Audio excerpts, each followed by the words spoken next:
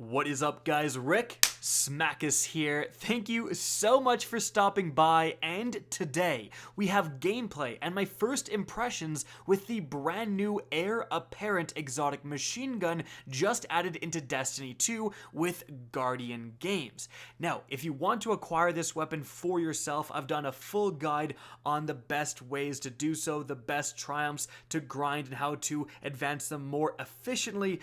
But to be perfectly honest, if you really want this weapon pretty easily and much faster than usual, you can get it if you're okay with deleting characters. Because you can simply delete a character and then go and do the beginning quest for the Guardian Games, and Drifter's going to give you a free gold medal. You put that in, that counts for your account, gold medals and total medals. And then just make a new character, and a new character, and a new character, and if you do that enough, you'll get this weapon, and that's actually what my clanmate Eclipse did, so huge shout out to him for letting me hop onto his account and get some early gameplay for you guys, and to let you guys know, is this really worth grinding for? Well, let's find out.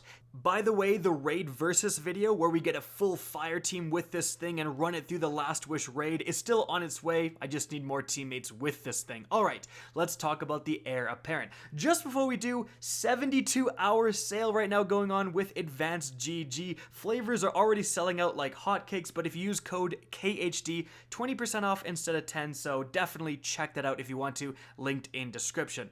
Now, the Heir Apparent has two unique perks. Firstly, it has Heavy Slug Thrower. Use the aim button to spin up. This weapon can only be fired when fully spun up. It also has Armor of the Colossus. While at full health, spinning this weapon protects you with an arc shield. So those two things actually have some really interesting properties. Firstly, in terms of spinning up, this is a very weird weapon to use. If you press the shoot button, like the mouse click or the trigger, it'll do nothing, literally nothing. It won't spin up automatically, it'll just stand there.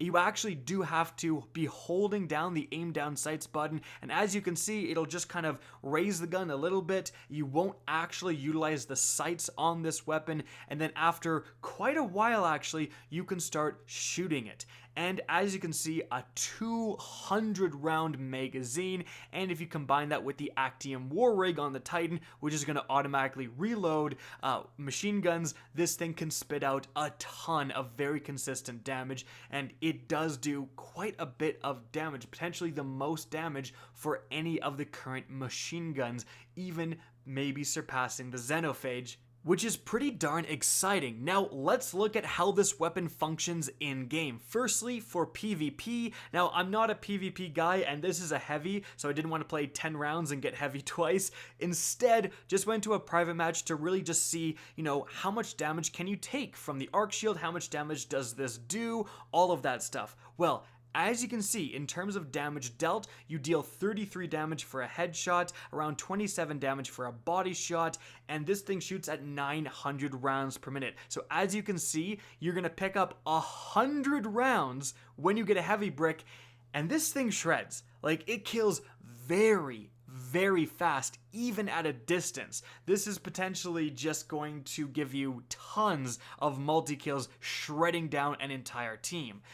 The balancing factor, however, is definitely the fact that spinning up takes quite a while. Seriously, you will be 3-tap killed with someone, using a Dire Promise or a Waking Vigil or whatever before you can even start shooting with this weapon. So you cannot be mobile with this thing. You have to plant down and start spinning up before going around a corner or getting into an engagement. But if you do, the rewards are definitely there. Now let's talk about that arc shield. I said it has interesting properties, and it really does. So as long as you're at 100% full health, you'll get that arc protective overshield. As you can see, it's basically adding around 100 extra health to you. So I'm taking quite a few shots with this SMG, and then that overshield's gonna break, and then I'm on to normal health. You can actually survive a lot of things with this overshield. As you can see, a shot to the head from the Revoker only did 98 damage actually, and then I also survived a direct impact shot with the Outrageous Fortune grenade launcher.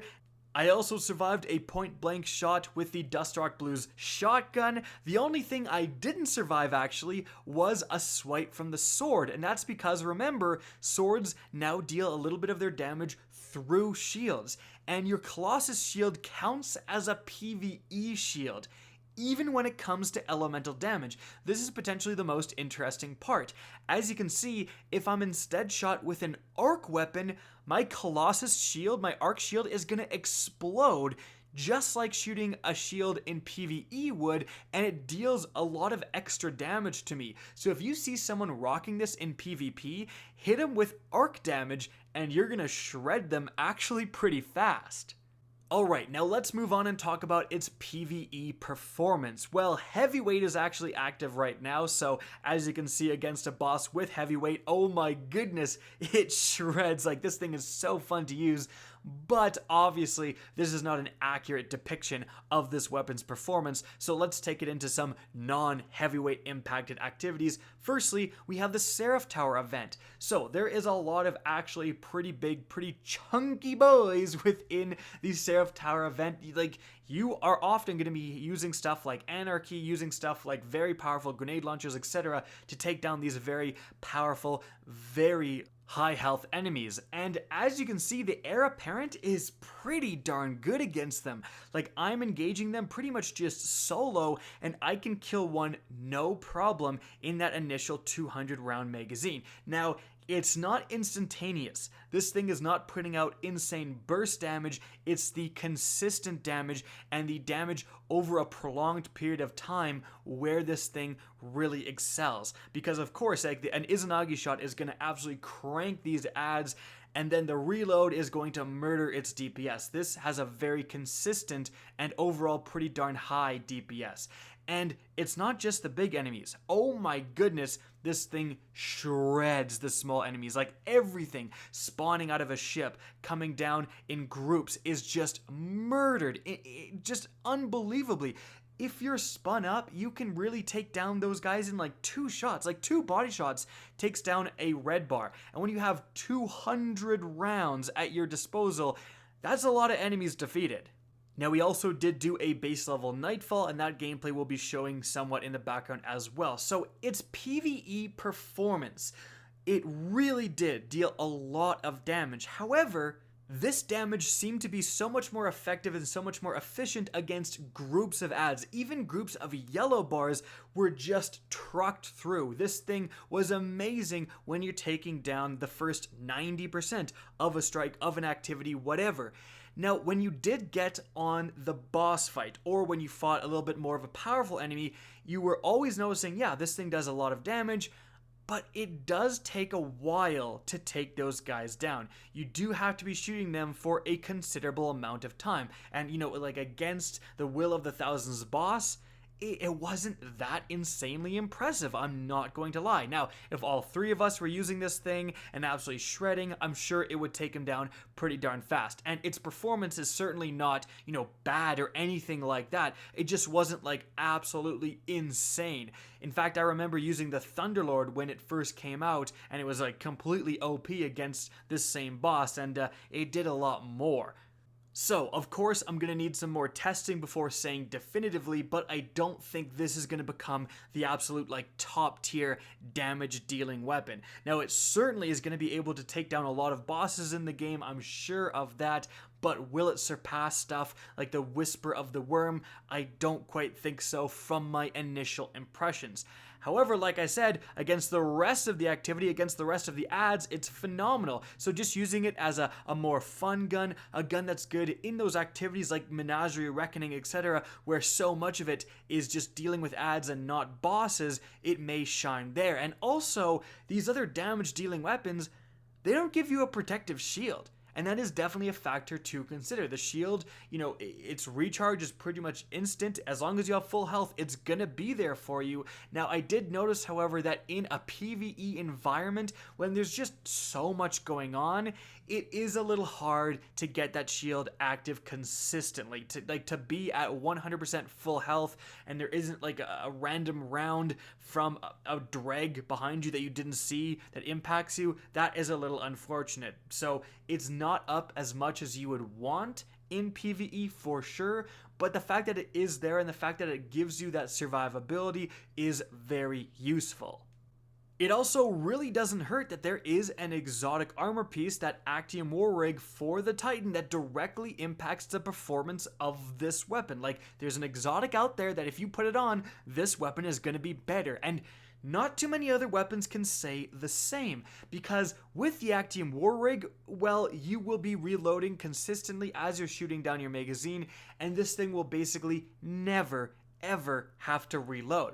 So, when we're talking about a damage phase, of course, reloading is absolutely going to take a crap on your DPS. So having 200 rounds initially is already a good thing. It means that likely for a lot of damage phases, they're going to be over before this thing has to reload, because it does have kind of that usual long machine gun reload that again is going to tank your overall damage. But with the Actium, you won't need to reload. Like, you just will not need to reload at all. All your reserves will eventually become loaded in, and that can really help in a damage phase. I mean, the Xenophage, not that amazing of a weapon in terms of damage phases, but actually, if you specifically use Titans with Actium war rig so it never has to reload, it can take down the Garden of Salvation raid bosses because of that combo. And so I'm very excited to test more with this thing, and the fact that that is a very real combo when it comes to damage phases gives me a lot more hope that this thing is going to be a little bit more relevant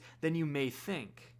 And so guys, that is it for my first impressions. Overall, I actually really enjoy this weapon, and most importantly, I think the factor that all exotics should strive for, it feels unique. It's a totally unique experience using this thing. You feel literally like a Colossus getting the overshield, spinning up. You can't even aim down sights. I think Bungie nailed it with this weapon. I think it's a very cool weapon. In terms of power level, I think the power is definitely there. You won't be disappointed when you get this weapon for sure, but I'm not quite convinced it's going to be taking over any metas anytime soon. And so guys, that's it for the video. I hope you enjoyed, found this informative, and if you did, please remember to help me out by simply rating and especially sharing this video. If you guys want to see more Destiny 2 content similar to this, don't be afraid to slap that subscribe button. If you want to get in touch with me and keep up to date with the latest channel activity, the best way is to follow me on Twitter at @RickKackis. That's linked in the description down below. Again, I hope you enjoyed the video, and as always,